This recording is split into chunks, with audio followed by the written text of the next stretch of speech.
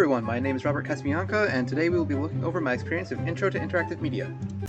In the first few weeks of class, we went over a series of online applications like Slack, My Courses, and even LinkedIn. We also practiced writing a professional email to our professor, which will surely help us when we start looking for jobs.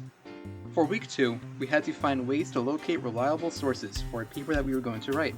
For me, I primarily used Google Scholar. We then had to know how to cite those sources properly, which was easy enough with websites like BibGuru at our disposal. In week 3, we discussed different ways of establishing and then arguing our own points and ideas. I had experience with this topic from another class in high school, but this week still allowed me to expand my persuasion abilities, which came into great use when we had to write our paper. In week 4, we learned primarily about fair use and copyright licensing. We had also learned of websites that deal with copyright-free material. It is crucial to understand how these licenses work in order to avoid financial ruin and legal issues in the future.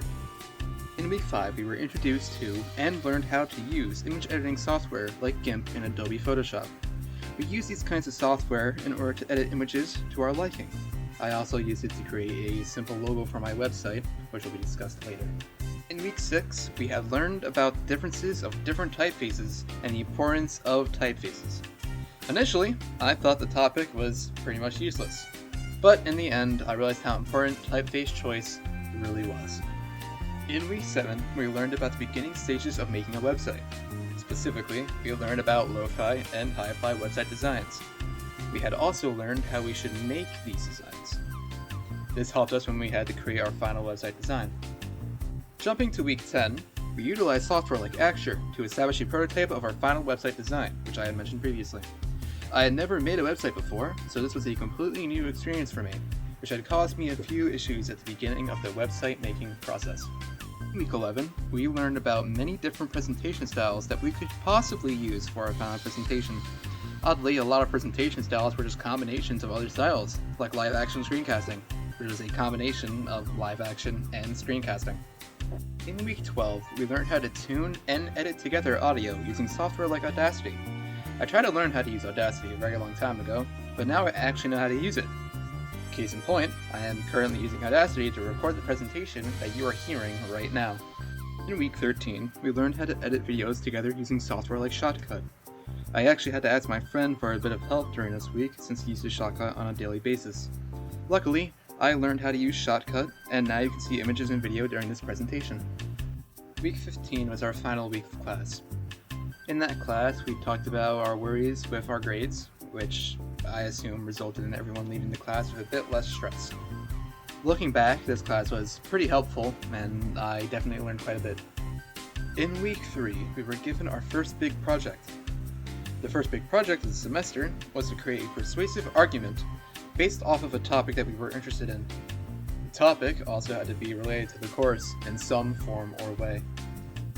Initially, I had no idea what I was going to write about, and I freaked out a bit. I eventually calmed down and realized that I can just talk about something that I like, which is video games. I developed the topic of how video games affect people. The writing process began with first getting sources to support my argument. I mainly used Google Scholar to find all the sources that I needed. After putting my sources into BibGuru, I decided to write about 3 separate categories of effect, that being mental, physical, and social. I aimed to convince my audience that video games were good for their health by presenting facts found within the sources that I had found. This approach focused on appealing to their logos, or a reason. I hope I did a good job with the writing project, because I was pretty proud of the work that I did. The process of moving the information found in my paper onto the website was a lot harder than I had initially thought. I first thought it was going to be a simple process of copying and pasting all the text found in my paper, but I was totally wrong. First, I had to make sure to include all the important information that was crucial to my argument. This mainly included the facts that came from scholarly sources, as they had the most compelling evidence. Then, I had to shorten the paragraphs of my paper into a more digestible format so it would fit the website. Making the website was a long and tough process. First, I had to figure out what colors I was going to use, which I settled on grays and whites. Next was the structuring of the design elements, as in where everything was going to be placed. After I figured that out, I could add the text I created prior to the website. The hardest part of the website was finding images for it. Finding images that could fit the color scheme and the feel of the website felt like trying to find a grain of rice on a beach, but after I found the images I needed, I just had to add the links to the website. This was simple enough, and before I knew it, I was done.